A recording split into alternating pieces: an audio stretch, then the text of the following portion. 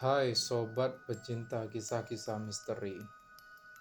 Jumpa lagi dengan saya Markudil, kurator dari podcast Malam Jumat Kliwon. Hari ini saya kembali akan membawakan sebuah kisah misteri untuk teman-teman semua.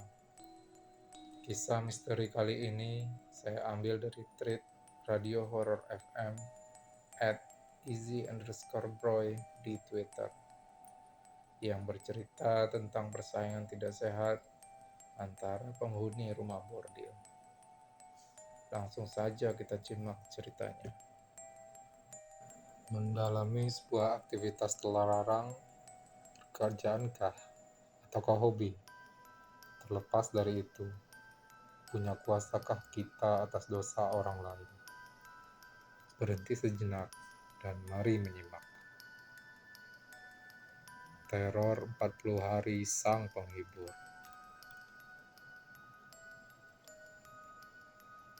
Euforia dunia malam, klub malam, prostitusi sudah bukan hal yang tabu lagi di zaman saat ini. Bahkan hal seperti lokalisasi pun sudah banyak praktiknya sejak zaman kolonial Belanda di Indonesia. Dunia malam ini juga dikenal sebagai dunia yang kurang ramah bagi jiwa-jiwa manusia, terkhusus untuk para wanita yang tak punya pilihan kerja, sehingga terpaksa harus terjun dalam dunia itu. Semua demi bisa bergaya bagai kaum burjois atau untuk sekedar menyambung hidup. Tak terkecuali dengan Oda. Gadis berusia 22 tahun ini pun mau tak mau harus bekerja sebagai PSK di sebuah rumah bordil yang cukup tersohor kala itu. Pendidikan yang tak mampu dienyam dan keterbatasan ekonomi membuatnya harus bekerja sebagai penghibur pria-pria bajingan. Latar belakang cerita ini datang dari masa lampau, pada sekitar tahun 1940. Zaman di mana Belanda masih berkuasa di atas tanah Nusantara. Zaman itu pula di mana semua sistem ekonomi masih dijalankan oleh mereka. Odah tetap bekerja dengan tekun, meskipun pekerjaannya itu dipandang rendah oleh masyarakat kala itu hingga sekarang. Odah menghidupi kedua orang tua dan satu adiknya, dan masih bisa menyisihkan sedikit pendapatannya untuk disimpan. Semua berjalan dengan baik. Odah punya cukup banyak penggemar karena kecantikannya. Ia bahkan jadi rebutan di rumah bordil itu. Tapi semua masa itu berakhir saat Jepang mulai menginvasi bumi Nusantara. Pembantaian dan penjarahan dilakukan oleh mereka bak anjing kelaparan. Tak butuh waktu lama, rumah bordil itu pun diambil alih kepemimpinan Jepang. Lebih enak bekerja dengan Belanda daripada dengan Jepang. Slogan yang mulai muncul setelah Jepang datang untuk menjajah. Tapi itu tak berlaku bagi Oda. Karena kecantikan dan keramahannya, para tentara Jepang itu juga sangat menyukai Oda. Oda pun semakin banyak mendapatkan penggemar. Bagi orang yang dirasa kurang cantik, akan disisihkan di rumah bordil kelas bawah. Sementara yang cantik akan ditaruh di kelas atas. Di mana dan bagaimanapun suksesnya seseorang, pasti akan ada iri yang dengan kesuksesan itu. Kita panggil saja namanya Wati. Wati ini juga merupakan idola di rumah bordil kelas atas. Namun tak sesukses seperti Oda. Rasa iri mulai memenuhi hati Wati. Maka Wati mulai merencanakan sesuatu untuk menghancurkan karir Oda. Suatu malam, saat Oda sedang menuju kembali ke rumahnya, ia dihadang oleh 3 orang pria berbadan tinggi besar. Ia disekap dan dibawa ke tengah hutan yang gelap. Malam itu, teriakan minta tolongnya tak terdengar. Oda diseret dan kepalanya dikarungi, sehingga pandangannya terhalang. Di tengah hutan itu, teriakan Oda tak dapat didengar lagi, dan ia pun diperkosa bergilir oleh 3 orang pria itu. Kurang lebih 30 menit, ketiga pria itu pun selesai dengan perbuatan biadabnya. Sekilas terdengar di telinga Oda. Ada suara perempuan turut terdengar berbicara dengan 3 pria itu. Mereka berempat membicarakan tentang setelah ini perempuan itu akan menjadi satu-satunya di rumah bordel itu. Tiba-tiba, Oda merasakan siraman air mengenai kepala dan wajahnya. Oda berteriak keras. Air itu membakar wajahnya yang berada di balik karung. Tak tahan rasa sakit yang dideritanya, Oda pun pingsan. Terlihat perempuan dan 3 orang pria itu tertawa-tawa, kemudian pergi meninggalkan tubuh Oda di tengah hutan. Subuh harinya, tubuh Oda ditemukan oleh beberapa orang yang sedang mencari ubi talas di hutan. Mereka membuka tali ikat tangan dan kaki Oda serta karung di wajahnya. Betapa terkejutnya orang-orang itu melihat wajah Oda yang sudah hancur, separuh wajahnya. Sebelah matanya memerah dan kehilangan pupil matanya. Meskipun wajahnya telah hancur, orang-orang itu tetap mengenali kalau itu adalah Oda, dan segera membawa tubuhnya ke rumah Oda. Tangis dan jerit pecah saat ibu bapak dan adiknya melihat kondisi Oda yang sudah tak karuan. Sementara waktu Oda dirawat dan tidak diizinkan untuk pergi ke rumah bordel. 1 minggu setelahnya, luka di wajah Oda sudah mengering. Lebam-lebam di tubuhnya pun perlahan membaik. Oda termenung dalam kamarnya. Ia mencoba mencerna siapa orang yang tega berbuat hal ini padanya. Oda memandangi wajahnya di depan cermin. Ia menangis, kemudian mengamuk, membanding cermin di depannya. Emosinya tak stabil. Berpikir dengan cara apa lagi ia menafkahi keluarganya. Hanya menangis, dan menangis. Dari pagi sampai malam, itu saja yang dilakukan Oda. Bapak, ibu, dan adiknya pun sampai bingung harus berbuat apa selain menyabarkannya. Suatu malam, saat bapak, ibu, dan adiknya sedang tertidur lelap, Oda memutuskan untuk pergi ke rumah bordil. Dengan sehelai kain yang cukup besar, ia menutupi wajah dan kepalanya agar tak dikenali orang. Sambil mengendap, ia memasuki rumah bordil lewat pintu belakang. Matanya memutari seluruh area dalam rumah bordil. Sekilas, ia melihat salah seorang pria yang pernah memperkosanya masuk ke dalam kamar.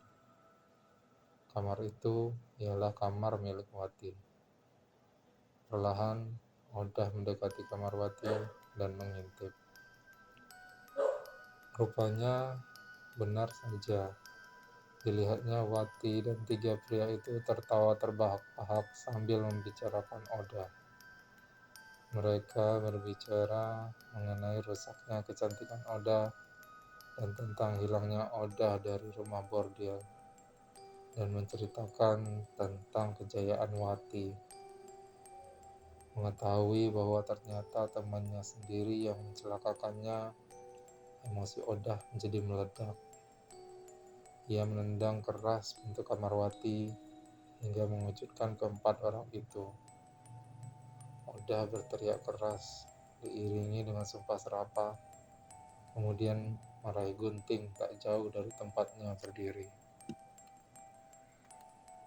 Mendengar teriakan Oda yang nyaring, orang-orang di rumah bordel pun berlarian menuju kamar Wati, termasuk sekumpulan tentara Jepang yang sedang berpesta di rumah bordel itu, dan mereka merasa terganggu.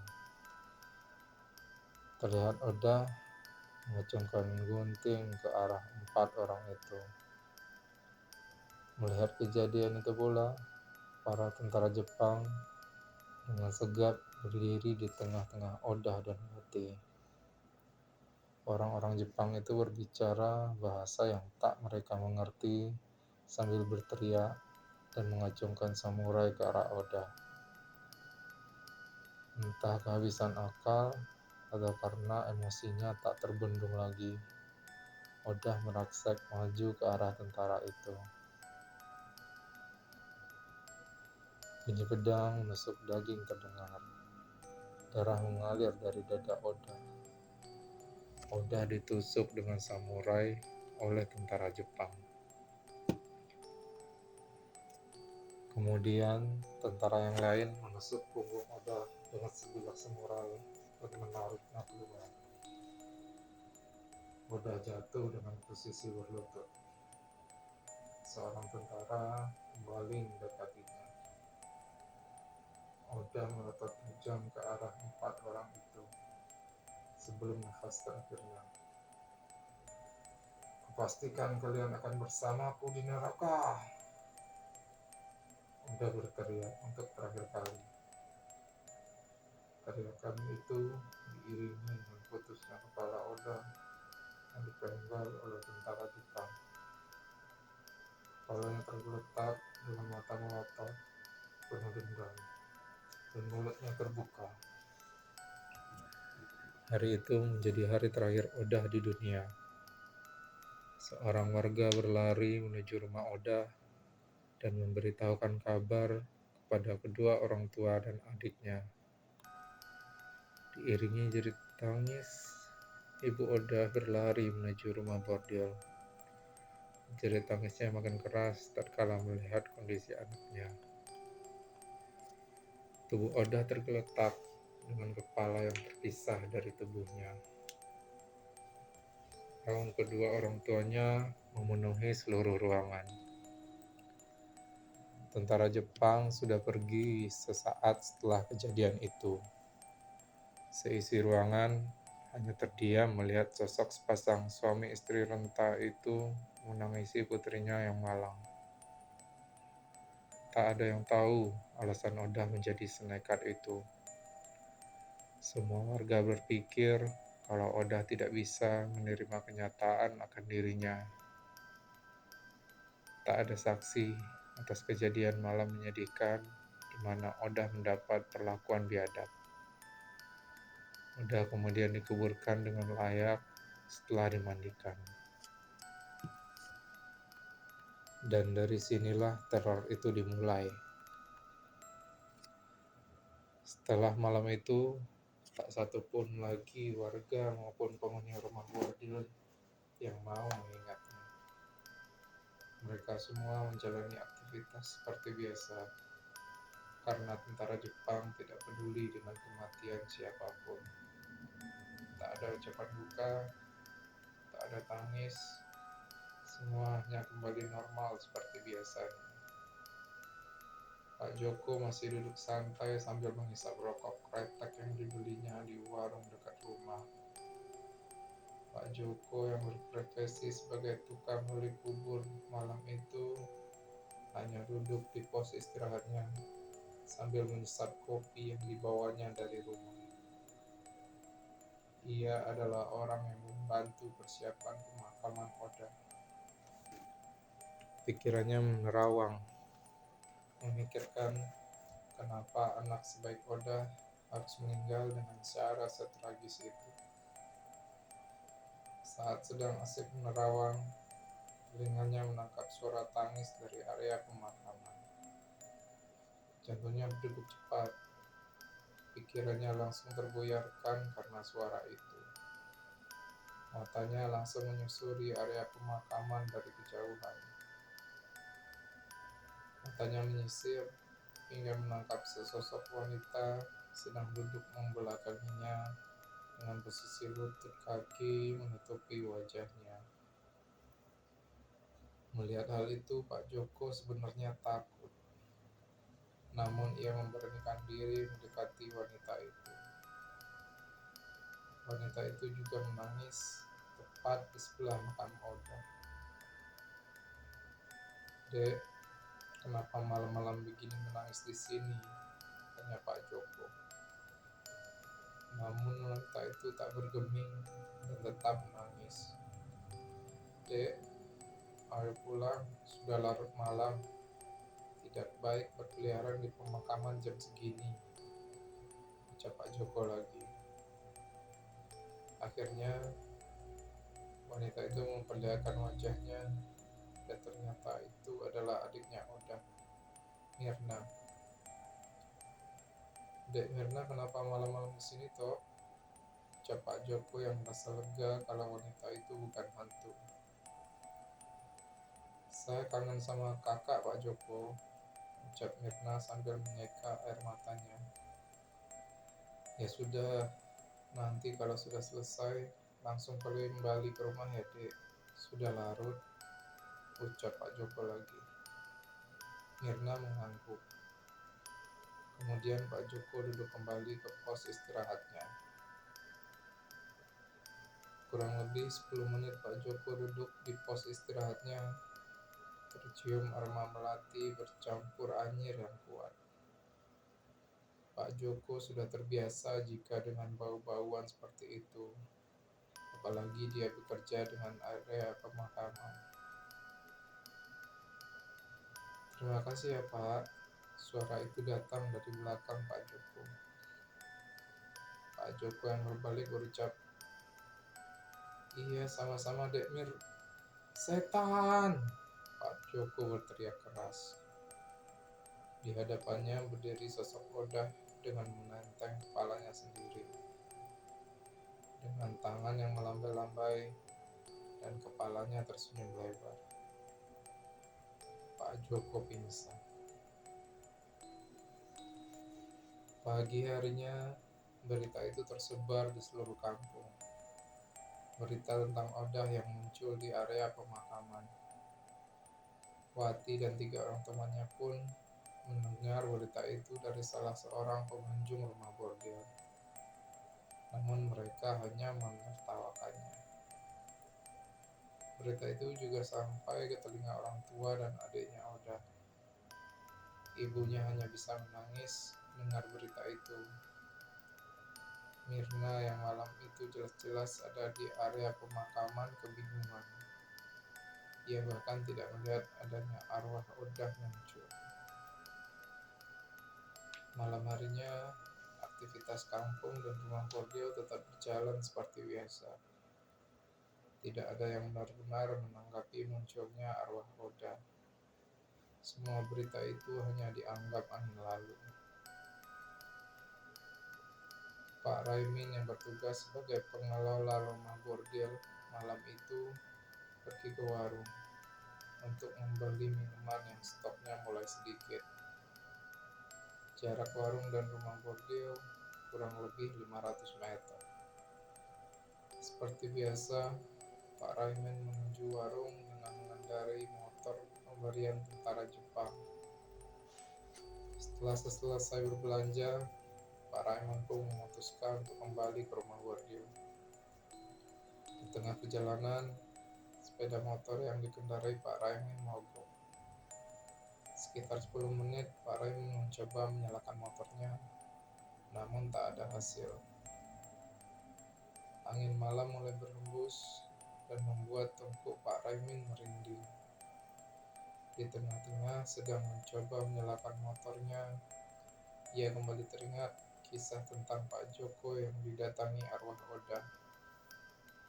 Pak Raimin pun mulai ketakutan karena ia juga menjadi saksi di malam Odah tewas. Namun ketakutannya sedikit mereda setelah melihat seorang ibu-ibu yang sedang menuntun sepedanya. Sepertinya ibu itu baru kembali dari bekerja. "Bu, bisa bantu saya sebentar?" tanya Pak Raimin. "Bantu apa, Pak?" tanya ibu itu balik. "Ini, bantu ngegas motor saya." "Nah, saya yang engkel starter motornya," ucap Pak Raimin. "Baik, Pak," ucap ibu itu. Di tengah sedang sibuk mengkolek motornya, angin malam kembali berhembus diiringi bau busuk dan anyir. Kembali bulu kuduk Pak Raimin berdiri. Namun ia tetap berpikir positif. "Bagaimana di rumah bordil, Pak?" tanya ibu itu. "Semuanya masih berjalan aman kok, Bu," sahut Pak Raimin.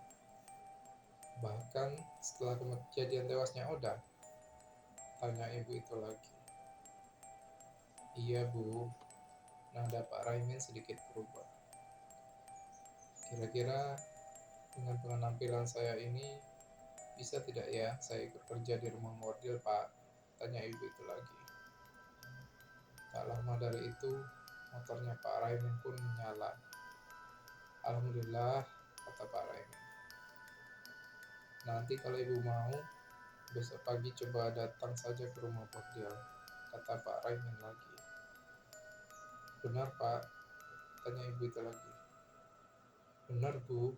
"Oh, udah," ucap Pak Raimin seraya berbalik ke arah ibu itu yang ternyata adalah Odah. "Bapak yakin saya masih bisa ikut di rumah bordil dengan tampilan seperti ini?" "Hahaha," ucap arwah Odah sambil melotot. Odah muncul dengan penampilan leher yang nyaris putus, tersenyum terkekeh di wajahnya. Pak Raimin langsung ambil langkah 1000 meninggalkan motornya. Lagi-lagi, kabar tentang arwah Odah yang bergentayangan kembali tersebar di kampung. Namun kali ini, para warga mulai menganggap ini hal yang serius. Ada juga sebagian warga yang menganggap itu halusinasi orang-orang saja. Beberapa minggu setelah kejadian Pak Raimin, teror arwah Odah mulai menjadi-jadi. Setiap selesai Isya, arwah Odah berkeliling mengetuk pintu rumah-rumah orang-orang di kampung. Hal ini semakin lama semakin mengganggu warga kampung. Ada pula kisah dari seorang bapak yang tengah malam perjalanan pulang menuju rumahnya. Saat itu beliau bercerita kalau dia bertemu dengan arwah Odah dan dilemparkan kepalanya. Dengan banyaknya isu yang berseliweran di kampung, Ibu Odah pun berharap Odah mendatangi rumahnya. Saat malam di rumahnya Odah, bapak dan adiknya melakukan aktivitas seperti biasanya. Namun malam itu, hanya ibunya Odah yang sibuk bolak-balik membuka tirai jendela di ruang tamu, berharap sang anak datang mengunjunginya. Secara perlahan, aroma bunga menyeruak di dalam rumah Odah. Aroma yang sangat wangi dan segar. Mencium aroma itu, ibunya Odah langsung berlari ke depan ruang tamu dan membuka pintu. Benar saja, di kursi teras tengah duduk Odah dengan penampilan yang sangat cantik. Malam itu, Odah muncul dengan pakaian terakhirnya saat tewas di rumah bordil. Namun dalam keadaan yang sangat bersih dan rapi. Ia juga terlihat anggun malam itu. Bapak, ibu, dan adiknya Mirna terkesima dan tanpa sadar meneteskan air mata rindu akan sosok Odah. "Neng, ibu, bapak, dan Mirna rindu sekali sama Neng," ucap ibunya sedikit terisak. Oda juga rindu sama bapak, ibu dan Mirna, ucap Oda tersenyum. Ayo masuk sebentar, Neng, ucap bapaknya Oda. Oda hanya tersenyum. Dia kemudian berdiri dan mendekati adiknya Mirna. Dek, kakak minta tolong kamu jaga ibu dan bapak ya, ucap Oda sambil mengusap kepala adiknya. Iya mbak, Mirna janji akan menjaga ibu dan bapak, balas Mirna sambil menyeka air matanya dengan lengan. Jangan ikuti jalan kakakmu ini. Bagaimanapun, carilah pekerjaan yang lebih baik, timpal Oda lagi. Mirna mengangguk. Oda kemudian berjalan sedikit menjauh dari mereka bertiga. Bapak, Ibu, Oda pamit ya, ucap Oda sambil perlahan menghilang di hadapan mereka. Tidak ada teror dari Oda malam itu. Hanya ada isak tangis dari orang tua Oda dan adiknya. Dan dari sinilah pembalasan dendam Oda akhirnya dimulai. Seorang pria baru saja keluar dari rumah bordil dalam keadaan mabuk. Pria itu adalah salah satu pria yang terlibat dalam tragedi yang berakhir dengan kematian Oda. Nama pria itu adalah Arman. Malam itu kepalanya sangat berat sekali karena minum terlalu banyak. Ia berjalan sempoyongan menuju rumahnya. Di tengah perjalanan, Arman melihat sosok perempuan cantik dan melambai seolah memanggil dirinya. Aroma wangi dari perempuan itu memanjakan hidung Arman. Tubuh yang molek dan wangi membuat Arman semakin tak sadarkan diri. Ia berjalan dengan cepat menuju perempuan itu. Hingga saat semakin dekat, perempuan itu berubah menjadi wujud, menjadi sosok tanpa kepala. Ternyata itu Oda. Aroma wangi langsung berubah menjadi bau anyir yang memuakkan. Melihat itu, Arman ketakutan dan berusaha berlari menjauh. Namun naas, Arman terpeleset. Ia terjatuh dengan posisi kepalanya menghantam sebuah batu yang bersisi lumayan runcing. Malam itu, Arman tewas dengan keadaan kepalanya yang bolong dan bola matanya nyaris keluar dari rongganya. Setelahnya, Oda perlahan menghilang. Pagi harinya, seisi kampung dihebohkan dengan penemuan mayat Arman. Ada yang menganggap itu kecelakaan dikarenakan bau alkohol yang kuat dari mulut Arman, dan ada pula yang menganggap itu perbuatan Oda. Tak ada yang tahu. Yang jelas, peristiwa itu dianggap serius oleh warga. Malamnya, dua orang pria yang tersisa dan Wati sedang berada di rumah bordil. Mereka membicarakan kematian Arman yang mengenaskan. Apakah itu disebabkan oleh Oda? Ataukah memang murni kecelakaan? Daripada pusing, lebih baik kita mabuk aja, ucap seorang dari pria itu. Restu dan Sediman, itulah nama dua orang pria itu. Tengah malamnya, mereka berdua beranjak dari rumah bordil dengan keadaan sempoyongan. Mereka pergi menuju rumah Pak Raimin untuk mengambil bayaran mereka sebagai penjaga rumah bordil. Man, tunggu sebentar, aku kencing dulu, ucap Restu sambil berjalan ke pinggir jalan. Iya buruan, ntar Pak Raymond perlu tidur, ucap Sadiman.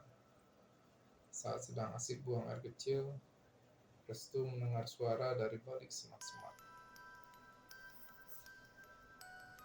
Belum selesai menelaah suara apa itu, tiba-tiba Restu merasakan sesuatu yang perih di kemaluannya. Ah, "Man, tolong Man!" teriak Restu. Sadiman pun langsung berlari menuju Restu. Sadiman melihat ada sejenis cairan pekat di kemaluan Restu.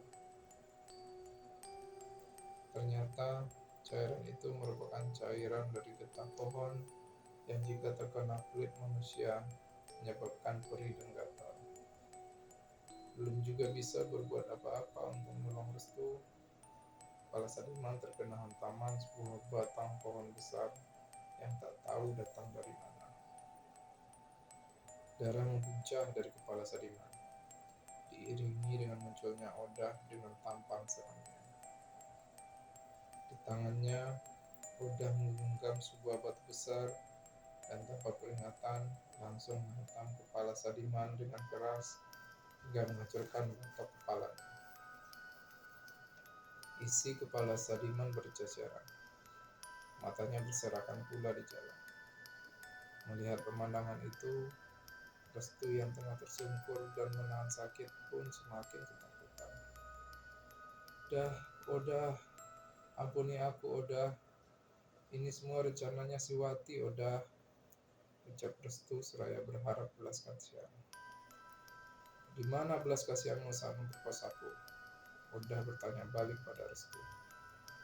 Belum juga mengeluarkan kalimat berikutnya, Odah langsung menghantamkan batu tadi ke kemaluan Restu dengan keras. Ah! Itu teriakan terakhir dari Restu malam itu. Lagi-lagi pagi harinya, warga kampung geger dengan penemuan dua mayat dengan kondisi mengenaskan. Akhirnya kesimpulan warga ini semua memang perbuatan Odah yang menuntut balas dendam. Kini hanya tersisa Wati seorang diri. Semenjak tewasnya dua pemuda itu, Wati mulai dijauhi semua warga. Wati yang ketakutan dan gelisah akhirnya pergi ke rumah seorang dukun dan meminta jimat perlindungan. Setelah mendapatkan jimat itu, dirinya menjadi sedikit lebih tenang. Malam harinya, Wati seperti biasa di rumah bordil melanjutkan pekerjaannya. Malam itu pelanggan Wati cukup ramai, hingga ia sedikit terlarut dan melupakan tentang teror Odah. Saat sedang asik berhubungan badan dengan pelanggannya, tiba-tiba bau anyir dan busuk memenuhi kamar Wati. Baunya sangat mengganggu, hingga pelanggan Wati pun pergi dari kamarnya. Saat Wati sedang merapikan pakaiannya, tiba-tiba pintu kamarnya tertutup dengan keras dan terkunci. Seketika pikiran Wati dipenuhi dengan pikiran tentang Odah. Dan benar saja, sosok Odah muncul di tengah kamar Wati.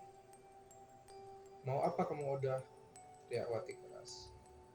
"Aku mau membalaskan dendamku kepadamu, wanita biadab," ucap arwah Odah dengan wajah geram. "Kau memang pantas mati Odah, karena sudah mencuri pelangganku," balas Wati. Saat Odah melayang maju, Wati mengeluarkan jimat yang disimpannya. Odah langsung terpental seperti ada yang menghalanginya. Melihat itu, Wati tertawa puas sambil berkata, "Hahaha, kau tidak akan bisa menyakitiku." Pintu kamar pun terbuka dan Wati segera berlari keluar. Sampainya di lantai bawah, Odah kembali muncul menghalangi jalan Wati.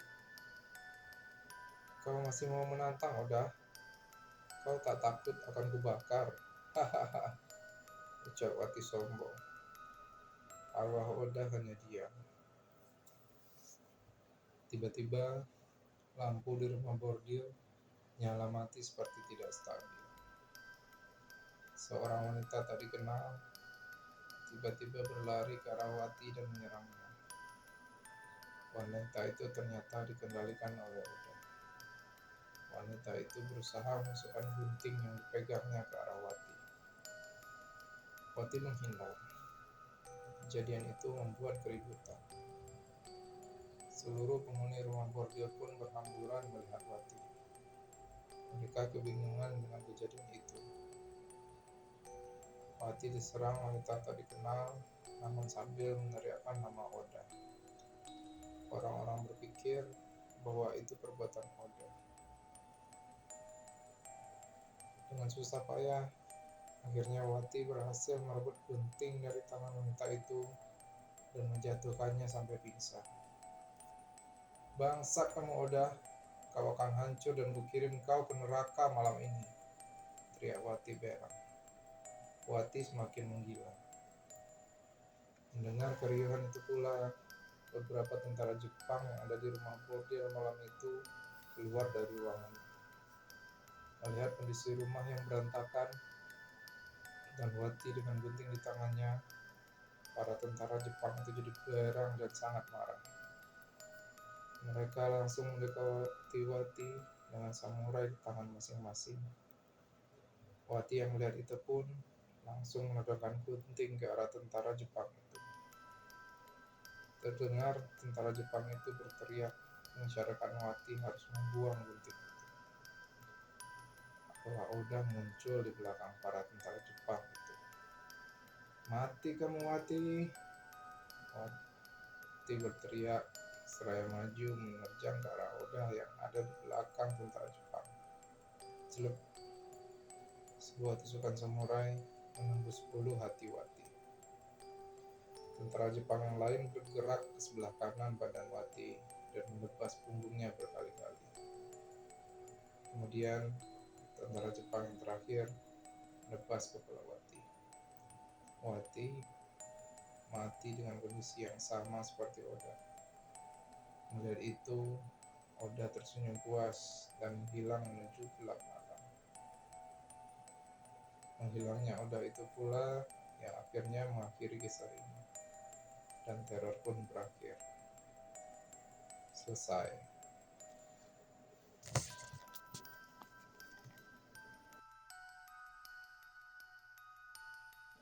Maaf kalau podcastnya belum sempurna. Mudah-mudahan podcast selanjutnya bisa lebih baik daripada yang sekarang.